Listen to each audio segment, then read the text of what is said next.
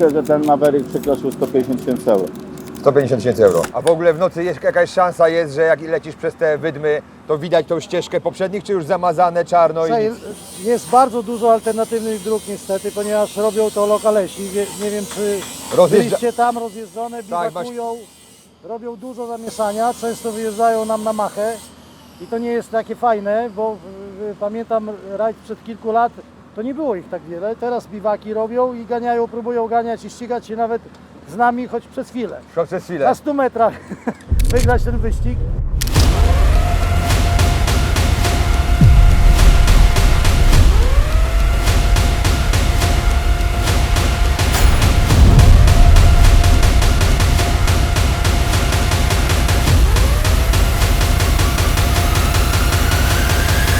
Welcome Dakar!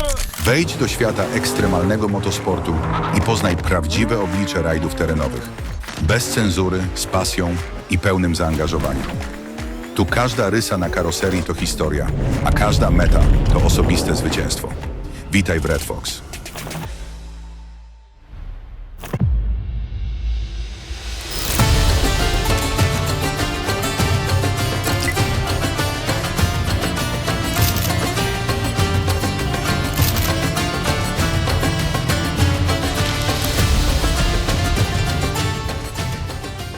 Sprzęty ok, przetrwały wczorajszy trudny etap, te 100 km po nocy. To niełatwy temat zawsze, bo trzeba przejechać wydmy w warunkach takich, które ciężko przejechać za dnia.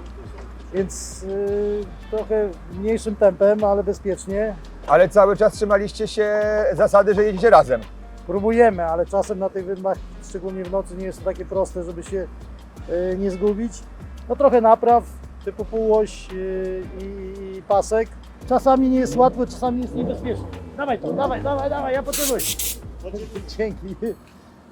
Sprężone powietrze jest niezbędne, bo to jest jedyna metoda do tego, żeby się doczyścić.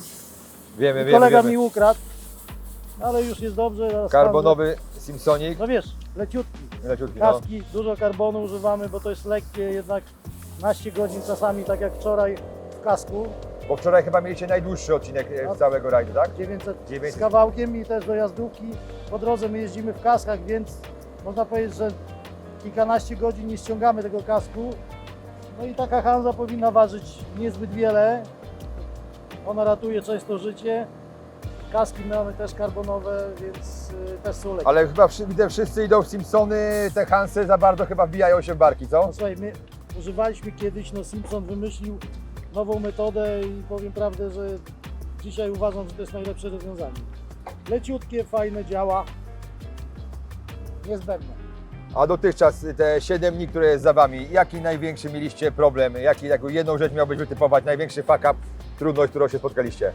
Znaczy zawsze one są związane z jakimś taką obawą, że nie pojedziemy dalej, bo trzeba coś naprawić i taka niepewność. No, mieliśmy jeden dzień, gdzie nam turbina w tym takim maratonie, kiedy nie ma tak naprawdę serwisu, a to jest zbawienie zawsze. Serwis wymienia wszystko, co może, naprawia i przygotowuje auto, żeby było jak nowe do kolejnego startu.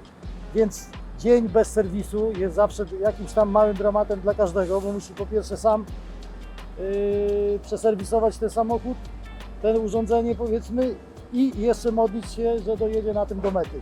Więc mieliśmy problemy z turbiną, które jakoś udało się w konsultacji z naszymi mechanikami rozwiązać, ale niepewność była. Był zasięg, tak? Na tym. Słuchaj, był zasięg na biwaku, więc nie było ograniczeń w tym, żeby pogadać. Okej. Bo normalnie były też takie biwaki, że żadnego zasięgu jeszcze nie można było dotknąć telefonu. No ale czasy się zmieniają, zasięg, pomimo tego, że to był środek pustyni, to był zasięg. Zresztą bardzo fajny jakby dzień, no bo wstajesz rano, a piękny pejzaż taki dookoła, jakby scenografia zorganizowana przez organizatora. Siadasz z herbatką i mówisz... Pewnie miejsce nieprzypadkowe, nie? Do doboru kampu. Już mówiłem tutaj kolegom, że tu na miejscu, że siadasz i myślisz sobie, kurczę, no tak piękne miejsce, normalnie to trzeba by było zorganizować wycieczkę za $1 000 000, żeby się do tego miejsca dotoczyć i sobie zrobić jeszcze biwak. Ja to rozumiem, też co mnie zabiera w te rajdy, to jest w ogóle rodzaj turystyki, której w żaden inny sposób sobie nie zorganizujesz. Zorganizować. I przejeżdżasz przez tak miejsca odosobnione, że normalnie się tam nikt nie pcha, a rajd wtedy idzie. Też na ostatnim Feniksie mieliśmy okazję jechać nocą i to na zasadzie, że w ogóle wyjechaliśmy do odcinka koło 19, już było ciemno, wróciliśmy koło 12 w nocy. I mówię, że te emocje, dojechaliśmy na szczęście, a było ryzyko, że będziemy spali, więc kazali nam zabrać jakiś survivalowy zestaw. Ale nawet liczyłem na to, że nam to się spierdoli, żeby przespać się na tym. Nie wyszło, dojechaliśmy do końca.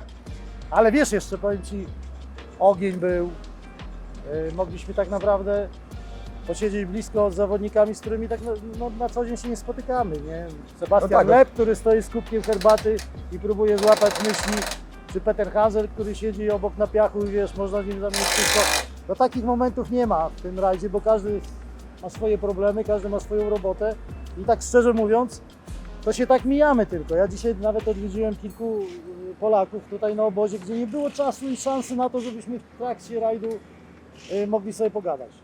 Wypić kawkę. I to nie jest wasz ostatni maratoński odcinek, bo jeszcze No będzie... niestety, prawie jeszcze jeden, natomiast liczę na to, bo zawsze drżymy trochę, żeby przetrwały nam sprzęty przez te 2 dni bez serwisu i to jest jakby największe, to trzeba mieć z tyłu głowy Ale i czasem trochę zmieniacie zwolnić. strategię? Spuszczacie właśnie z gazu, inaczej jedziecie ten maratoński odcinek, czy? Jest to, chcemy, ale to Nie wychodzi. oczywiście, no ścigamy się, więc to tak wychodzi różnie z tym. Natomiast fajnie by było trochę nogę z razu zdjąć właśnie w takich momentach, kiedy jest maraton. To może jeszcze dwa, bo mówimy o sprzętach. 2 słowa o sprzętach, bo mamy dwie bliźniacze maszyny. Jeszcze wczoraj mi Piotr pokazał patent, bo na zdjęciach widziałem wasze sprzęty i mówię, co to za skrzynki są z boku. Nie wiem, dodatkowe zbiorniki na wodę, paliwo, a to się okazuje, są wasze serwisówki. To są nasze skrzynki na różnego rodzaju części zamienne, narzędzia.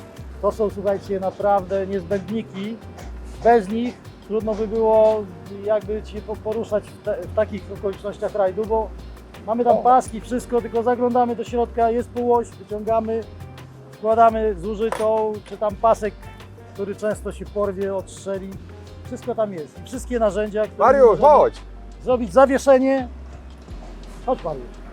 A to jest właśnie gość, który nam perfekcyjnie przygotowuje te fury ze swoim zespołem. Tak. I codziennie muszę, no niestety przygodę z ciężkim sercem muszę mu dziękować. Robię takie, Ale jest dobrze, jest dobrze. jest dobrze, chłopaki naprawdę ciężko pracują i dają się wszystko i trzeba przyznać, że ten serwis jest perfekcyjny w swoim działaniu. No i chyba, żeby ten rajd w ogóle Ale nas chodziłem. móc... Chyba dlatego, że wszedłem. Teraz weź przez lewe ramię przepływ, bo jeszcze 7 dni przed wami, wiesz, to jest... No słuchaj, to 7 dni przed nami, ale patrzymy do przodu i myślimy tak naprawdę, nie myślimy dalej niż jeden odcinek przed nami, tak? No bo Znaczy generalnie to odrobiliśmy lekcję z tamtego Dakaru, bo tamten Dakar był dużo cięższy poprzez niewiedzę i trzeba tutaj się przestawić, że to jest jednak ride bike'a, nie ride bike'a, tylko maraton. Tu musisz wszystko wytrzymalsze, razy 2, zawieszenie, ustawienie amortyzatorów, wysokie sprzęty do góry, grube płyty, grube zwrotnice zrobione prawdziwe na CNC, mocniejsze półosie, no wszystko musi być przewartościowane, żeby każdy etap uciągnąć, bo wczoraj chyba, jak dobrze pamiętam, zrobili prawie tysiaka, nie? No tak, odsieka. A i co, dzisiaj na tym rest dayu dużo przebudowy, dużo wymiany auta? Nie jest źle, bo mamy naprawdę dobrych kierowców, którzy myślą, jak tutaj po prostu do nas dojechać i żeby przetrwać, bo mijają ileś naście tych pojazdów po drodze, więc daje to do myślenia, że są dużo większe zespoły niż nasze, więcej mają w ciężarówkach tych ton części niż my, więc naprawdę tutaj kierowca, pilot też musi o tym myśleć, nie? Żeby tutaj dotrwać, ale my na razie nie mamy źle, jakaś tam urwana półoś, wczoraj pasek strzelił, więc naprawdę mam wrażenie, że jestem na innym Dakarze niż w ubiegłym roku. To może jeszcze 2 słowa, bo to nie dokończyliśmy wcześniejszego pytania, ale co to za maszyny, jak są bardzo przebudowane, czym się różnią od takiej turystycznej serii z salonu?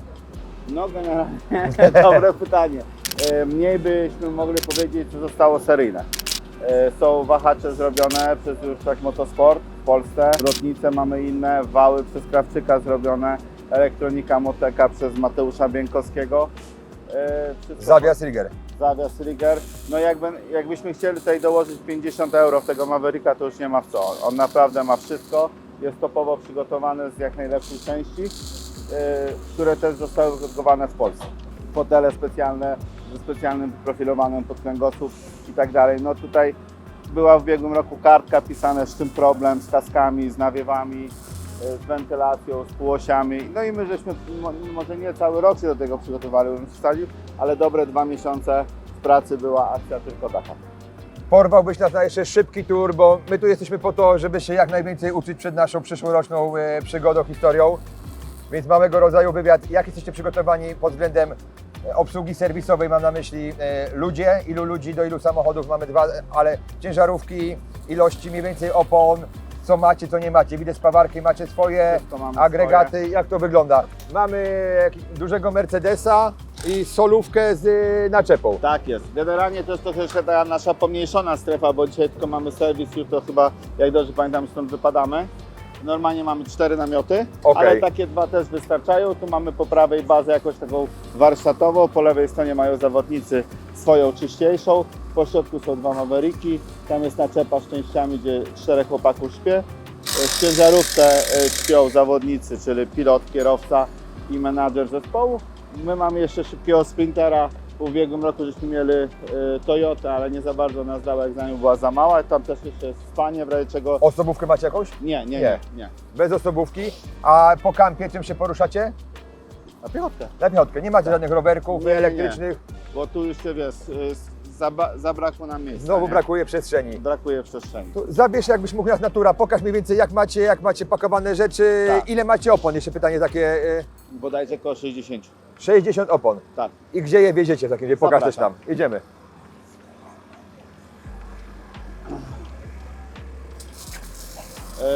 Tutaj mamy sprintera, szybkie spanie, tu jest na 3 osoby, z półwarsztatem, z częściami takie na szybki lot, nie? Czyli agregat. I tutaj ktoś rzeczywiście śpi? Ja. A, okej. Ja tu śpię. Ja idę zawsze pierwszy na strzała, nie? Przy akcjach.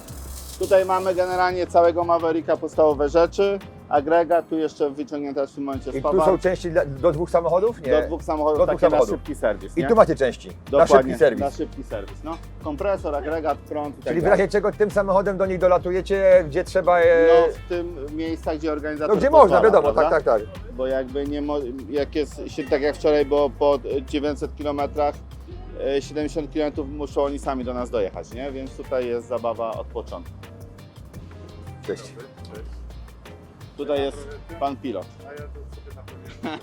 Tu widzisz. No i zobaczcie, jak Tak. mama nie nauczyła szyć, to na tertytki człowiek robi.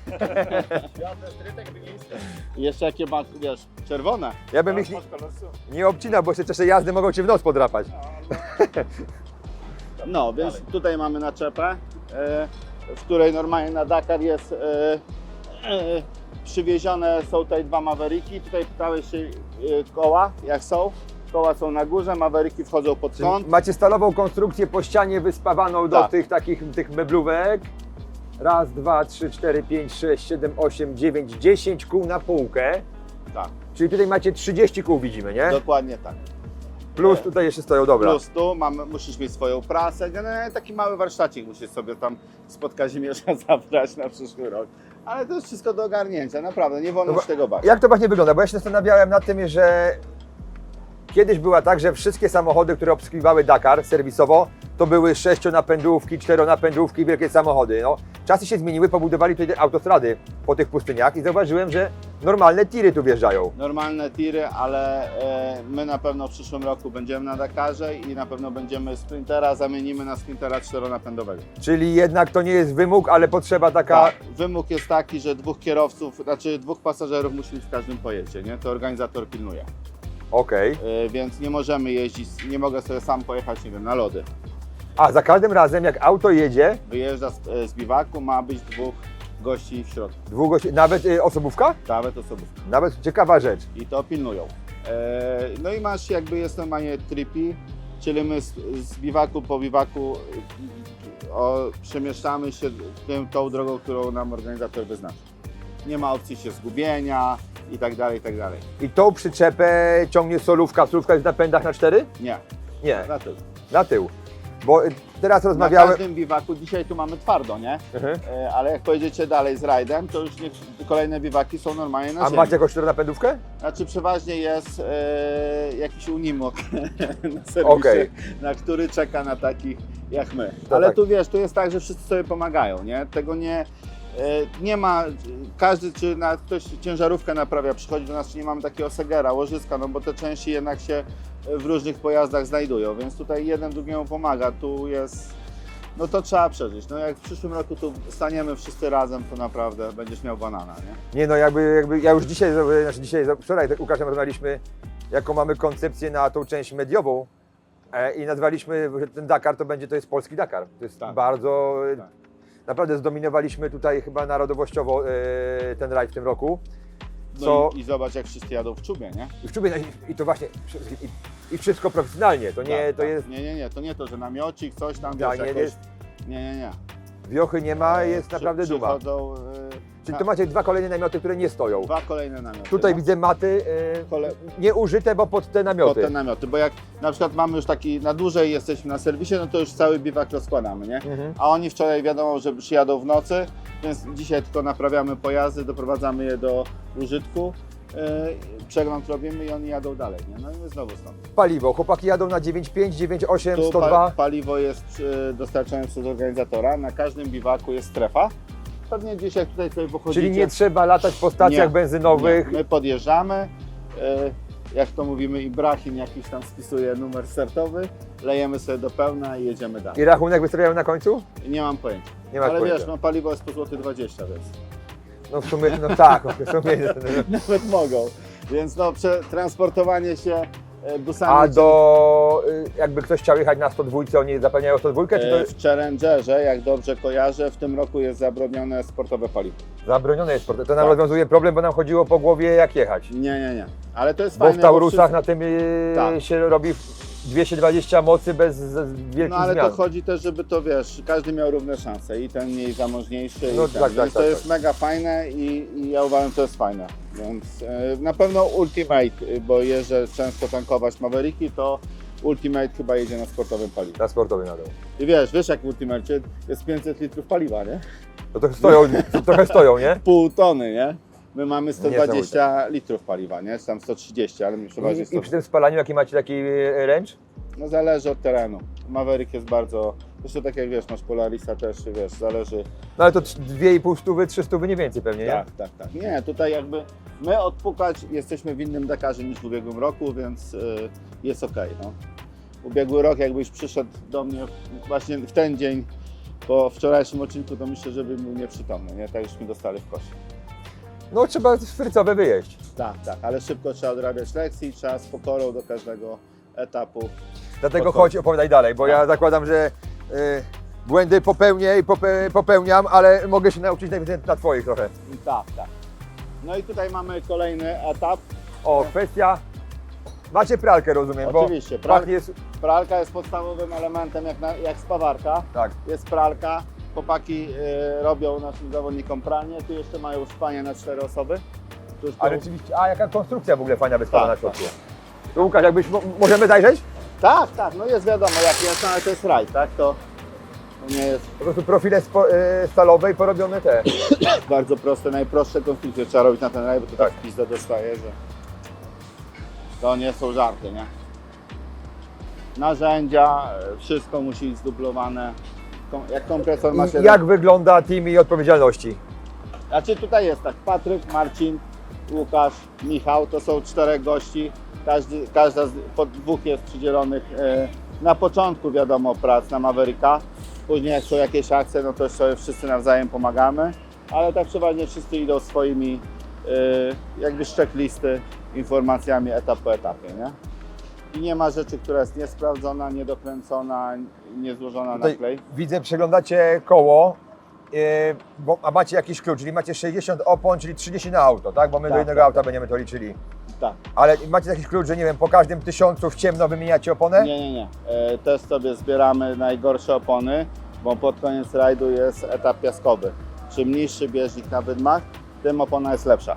Więc nawet, no wiesz, tak samo nie może założyć nowej opony. Żeby tylko się nie kopać, Tylko rozumiem, nie tak? kopać, zużywać. No, z tego też żeśmy się nauczyli w ubiegłym roku. No i na przykład dzisiaj zmieniamy oleje, zmieniamy klocki, hamulce, zakładamy drugi set amortyzatorów, czyli wychodzą drugie amortyzatory z pudełek, są zakładane nowe sprzęgła, nowe paski. Czyli set amorków na 7 dni i zmiana. Dokładnie tak. a tamte już wrócą do Rigera na serwis. Dokładnie, do rewizji, bo wiadomo, można tutaj też na biwaku jest jakby oddział Reigera, no ale wiadomo, że tu nie są takie warunki laboratoryjne. A jeżeli chodzi o ustawienia tego nowego zestawu, już były wcześniej Tak. presety, tylko teraz na miejsce. Wszystko było robione przeze mnie w Polsce, na naszym torze, zresztą wiesz, na No tak, Adrenalinie. tak, tak. No i to przyjechało, To wiadomo, bardzo fajne miejsce, zapraszamy. tak, Lokalizacja. a dzisiaj śnieg tam.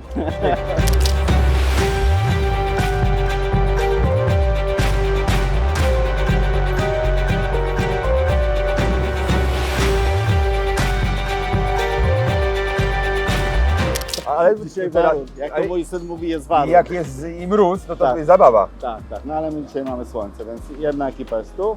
No i co, po prostu tu trzeba naprawdę, nie można popaść na Dakarze w rutynę, nie? Bo jest po tobie. No i kolejne historie. Kolejne miejsce na opony. Tak, tu mamy części posegregowane, pospisane, co jest w jakiej kiście. Po każdym dniu dostajemy informację, ile będzie procentowo asfaltu, ile szutru, ile piasku, ile wydm i tak dalej. To wszystko na briefingu wieczorem jest podawane, ile będziemy mieli kilometrów i tak dalej, ile mamy na kolejny biwak i jedziemy, nie? No i tutaj mamy już jakby chłopaków taką kempingową socjal i tutaj wszyscy już sobie śpią, nie? Czyli na przyszłoroczny zmieniacie tylko tego. Tak, tak. tak. A tu dostajecie w tym Tak. tą solówką. Tak, tak, tak. Nie, bo właśnie zastanawiam się, czy wiesz, kupienie 6-pęda to jest inny budżet niż kupienie. Nie potrzebujesz. Nie potrzebuję właśnie. Nie. No mi na początku też, jak ja na początku sobie wziąłem te cyfry, to mówię, No gdzie? nie, to jest, wiesz, wiesz, rajdówka zaczyna być, kurde, tanim elementem Tak, całej tej wyprawy, nie? układanki, nie?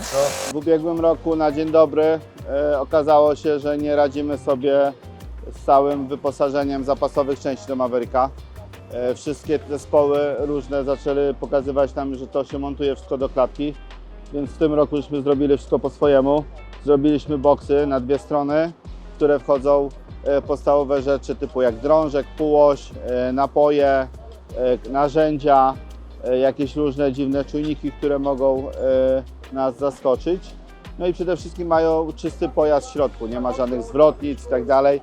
Jest normalne miejsce do pracy zawodnika, więc tu jest po prostu czyściutko, ładnie, przejrzyście i przede wszystkim w razie jakiegokolwiek afery nic nikogo nie uderzy, więc to jest bardzo element. No i okazało się, że wszyscy zaczęli przychodzić, robić zdjęcia naszych Mavericków, że to jednak mogli wcześniej inni wpaść na to, nie? Więc to też cieszy, że potrafimy z małą firmą z urzędowa nawet zaskoczyć FIA na Dakarze. Wszystko mamy na miejscu, mycie i jedzenie, wiesz. Ale rozumiem taką przyczepą, taką normalną naczepą i takim potencjalnie zwanym tirem. Też Energylandia, wyszło, tak. Energylandia. No. Właśnie podejdziemy, to mogą zobaczyć. No idźcie, bo tam naprawdę Czyli tak naprawdę nasza przyczepa jest ok, tylko musielibyśmy dorzucić sobie 4-pęda, typu jakiś... nie pick-upy, bo ja na Pick-upy. początku też myślałem, że pick-up czy jeep jest zajebisty, wcale nie.